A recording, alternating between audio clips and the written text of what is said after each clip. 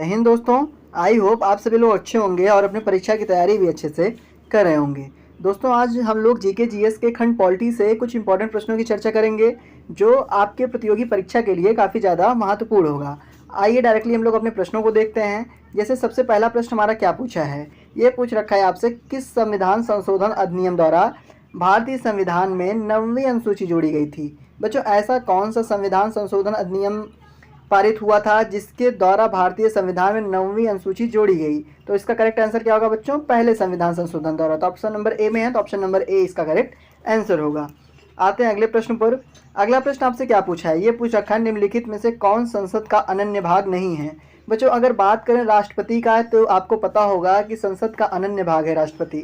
लोकसभा भी बच्चों संसद का अनन्य भाग है, राज्यसभा भी संसद का अनन्य भाग है। कहने का अर्थ बच्चों कि राष्ट्रपति, लोकसभा, राज्यसभा तीनों संसद के अनन्य भाग हैं, लेकिन जो उपराष्ट्रपति होता है बच्चों ना, ये संसद का अनन्य भाग नहीं होता। तो ऑप्शन नंबर बी में है हमारा, तो ऑप्शन नंबर बी इसका करेक्ट उत्तर होगा। आते हैं अगले प्रश्न पर देखते हैं। अगला प्रश्न काफ़ी आसान है बच्चों, ये पूछा आपसे भारतीय संसद के कितने अंग हैं। बच्चों कुल मिलाकर भारतीय संसद के 3 अंग होते हैं। तो ऑप्शन नंबर बी में है, तो ऑप्शन नंबर बी इसका करेक्ट उत्तर हो जाएगा। आते हैं अपना अगला प्रश्न देखते हैं।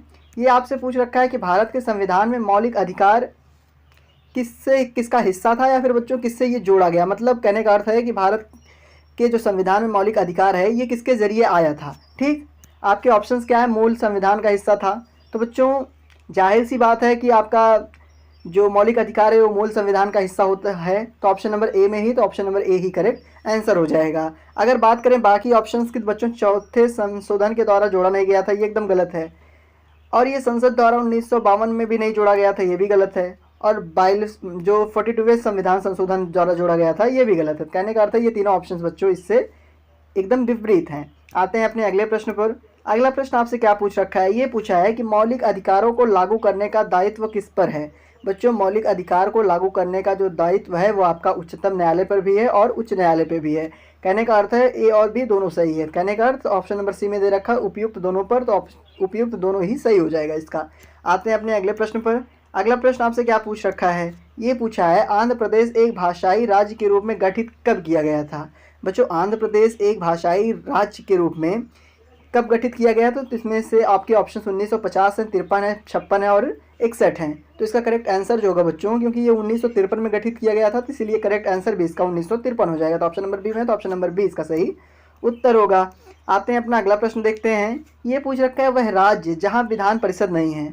बच्चों आपको वह राज्य बताना है जहाँ पर विधान परिषद नहीं है। अगर बात करें उत्तर प्रदेश की, तो बच्चों यहाँ पर विधान परिषद मौजूद है, महाराष्ट्र में भी है, कर्नाटक में भी है, लेकिन बच्चों तमिलनाडु में विधान परिषद नहीं है। तो किस ऑप्शन में है तमिलनाडु, ऑप्शन नंबर डी में है, तो ऑप्शन नंबर डी इसका करेक्ट आंसर हो जाएगा।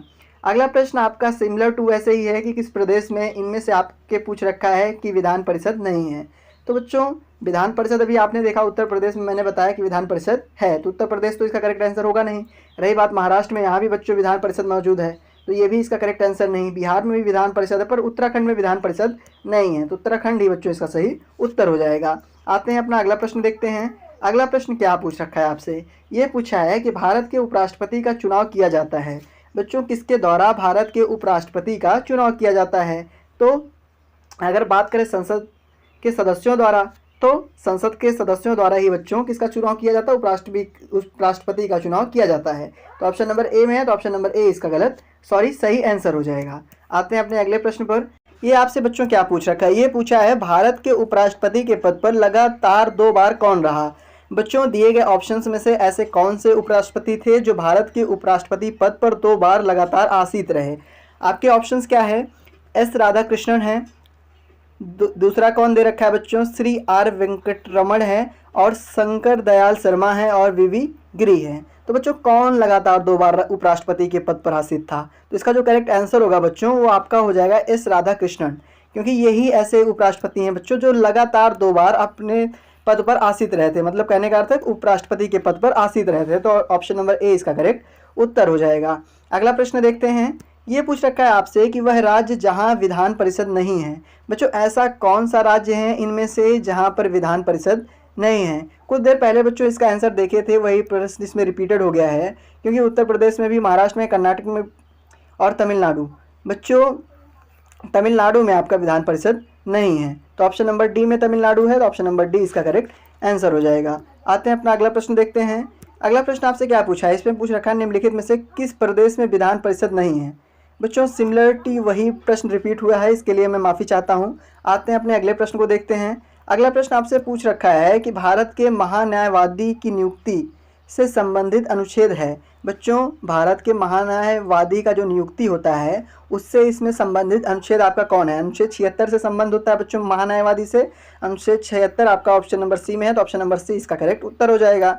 अगले प्रश्न को देखते हैं। ये आपसे पूछ रखा है कि भारत के संविधान में कहा गया है कि भारत की संसद के 3 अंग होते हैं। ठीक है बच्चों, पहला तो लोकसभा दे रखा है, दूसरा राज्यसभा दे रखा है, तीसरा बच्चों कौन सा होता है आपका जो तीसरा संसद का अंग होता है बच्चों वो आपका राष्ट्रपति होता है। तो ऑप्शन नंबर ए में दे रखा है, तो ऑप्शन नंबर ए इसका करेक्ट आंसर हो जाएगा। आते हैं अपने अगले प्रश्न की ओर। ये आपसे पूछ रखा है राष्ट्रपति जो है बच्चों वो संविधान के किस अनुच्छेद के तहत लोकसभा को भंग कर सकता है। बच्चों राष्ट्रपति संविधान के किस अनुच्छेद के तहत लोकसभा को भंग कर सकता है, तो बच्चों वो अनुच्छेद आपका 85 है, मतलब कहने का अर्थ है अनुच्छेद 85 के जरिए। तो ऑप्शन नंबर ए में है, तो ऑप्शन नंबर ए इसका करेक्ट उत्तर हो जाएगा। आते हैं अपने अगला प्रश्न देखते हैं। अगला प्रश्न पूछ रखा है निम्नलिखित में से किस राज्य में द्विसदनात्मक विधायिका नहीं है। बच्चों द्विसदनात्मक विधायिका किस राज्य में नहीं है। अगर बात करें उत्तर प्रदेश की तो बच्चों बिल्कुल है। अगर बात करें मध्य प्रदेश की तो बच्चों इनमें द्विसदनात्मक विधायिका नहीं है, तो ऑप्शन नंबर बी ही में आपका करेक्ट आंसर होगा। आते हैं अगला प्रश्न देखते हैं। अगला प्रश्न आपसे क्या पूछ रखा है, ये आपसे पूछा है भारतीय संविधान के किस भाग को उसकी आत्मा की संज्ञा प्रदान की जाती है। बच्चों भारतीय संविधान का ऐसा कौन सा भाग है जिसको संविधान की आत्मा कहा जाता है। तो इसका करेक्ट आंसर बच्चों आपका क्या होगा, प्रस्तावना को ही बच्चों संविधान की आत्मा की संज्ञा दी जाती है। तो ऑप्शन नंबर ए में है, तो ऑप्शन नंबर ए इसका सही उत्तर हो जाएगा। आते हैं अपने अगले प्रश्न देखते हैं। ये पूछ रखा है कि संविधान निर्माताओं ने किस पर विशेष ध्यान दिया था। बच्चों जब संविधान का निर्माण हो रहा था जो इसके निर्माता थे उन्होंने किस बात पर विशेष बहुत ज़्यादा ध्यान दिया था। तो इसका जो करेक्ट आंसर हो जाएगा बच्चों वो प्रस्तावना पे। ऑप्शन नंबर ए में है, तो ऑप्शन नंबर ए इसका करेक्ट उत्तर हो जाएगा। आते हैं अगले प्रश्न की ओर। ये आपसे पूछ रखा है भारत में एकल नागरिकता की अवधारणा अपनाई गई थी। बच्चों भारत में एकल नागरिकता की अवधारणा किससे ली गई थी। इंग्लैंड से ली गई थी, यूएसए से ली गई थी, कनाडा से या फिर फ्रांस से। तो किससे ली गई थी बच्चों, ये इंग्लैंड से ली गई थी। तो ऑप्शन नंबर ए में इंग्लैंड है, तो ऑप्शन नंबर ए इसका करेक्ट आंसर होगा। आते हैं अपने अगले प्रश्न पर बच्चों। अगला प्रश्न आपसे क्या पूछा है, ये पूछ रखा है किस देश में दोहरी नागरिकता का सिद्धांत स्वीकार किया गया है। ऐसा कौन सा देश है जिसके अंतर्गत दोहरी नागरिकता का सिद्धांत स्वीकार है। बच्चों आपको पता होना चाहिए कि संयुक्त राष्ट्र अमेरिका जो है वहां पर आपका दोहरी नागरिकता का सिद्धांत स्वीकार किया गया। तो ऑप्शन नंबर डी में है, तो ऑप्शन नंबर डी इसका करेक्ट आंसर होगा। आते हैं अपने अगले प्रश्न पर। अगला प्रश्न आपसे क्या पूछ रखा है, ये पूछा है 91वें संविधान संशोधन अधिनियम द्वारा 1985 में कौन सी अनुसूची को भारतीय संविधान में शामिल किया गया है। ऐसा कौन सी अनुसूची है बच्चों जिसमें 92वें संविधान संशोधन 1885 में जो हुआ था उसके द्वारा भारतीय संविधान में शामिल किया गया। तो इसका जो करेक्ट आंसर है बच्चों वो आपका ऑप्शन नंबर बी होगा, क्योंकि 10वीं अनुसूची थी बच्चों जो 12वें संविधान संशोधन द्वारा अपनाई गई थी। तो ऑप्शन नंबर बी में है, तो ऑप्शन नंबर बी इसका करेक्ट आंसर होगा। आते हैं अगला प्रश्न देखते हैं। ये आपसे पूछ रखा है कौन सा अनुच्छेद संसद के 2 अधिवेशनों के बीच 6 माह का अंतराल की अनिवार्यता का उल्लेख करता है। ऐसा कौन सा अनुच्छेद है बच्चों जो संसद के 2 अधिवेशन के बीच कम से कम 6 महीने का अंतराल को अनिवार्यता उल्लेख करता है। तो इसका करेक्ट आंसर क्या होगा बच्चों, इसका करेक्ट आंसर अनुच्छेद 85 हो जाएगा, क्योंकि अनुच्छेद 85 में इसका जिक्र है। तो ऑप्शन नंबर डी में है, तो ऑप्शन नंबर डी इसका सही आंसर होगा। ये पूछ रखा है एक कल्याणकारी राज्य के निर्देश आदर्श वर्णित है। बच्चों एक कल्याणकारी राज्य के निर्देश जो हैं वो किसमें वर्णित है। राज्य के नीति निर्देशक तत्वों में है, या फिर मौलिक अधिकारों के अध्याय में है, या फिर संविधान के 7वीं अनुसूची में, या फिर प्रस्तावना में है।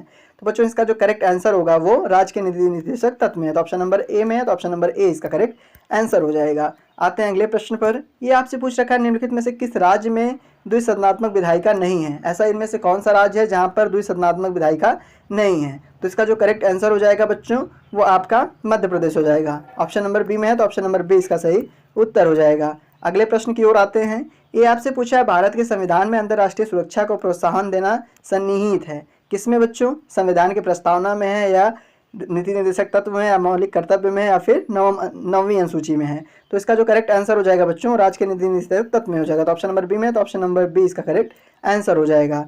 आते हैं अपने अगले प्रश्न पर। अगला प्रश्न आपसे पूछ रखा है, भारत का उपराष्ट्रपति किसकी पदेन सभापति होता है। बच्चों, भारत का जो उपराष्ट्रपति वो किसके पदेन सभापति होता है, लोकसभा के, विधानसभा के, राज्यसभा के, या फिर इनमें से कोई नहीं। तो बच्चों वो राज्यसभा का होता है, तो ऑप्शन नंबर सी है, तो ऑप्शन नंबर सी में इसका करेक्ट आंसर है। आते हैं अगले प्रश्न पर। अगला प्रश्न आपसे क्या पूछ रखा है, ये भारतीय संविधान में न्यायालय के कौन प्रतिनिधि है। तो ऑप्शन ए है नीति निदेशक, सिद्धांत है बच्चों, प्रस्तावना है, मूल कर्तव्य या फिर मूल अधिकार है। तो आपका जो करेक्ट आंसर हो जाएगा वो मूल अधिकार हो जाएगा, तो ऑप्शन नंबर डी इसका करेक्ट आंसर है। आते हैं अपने अगले प्रश्न पर।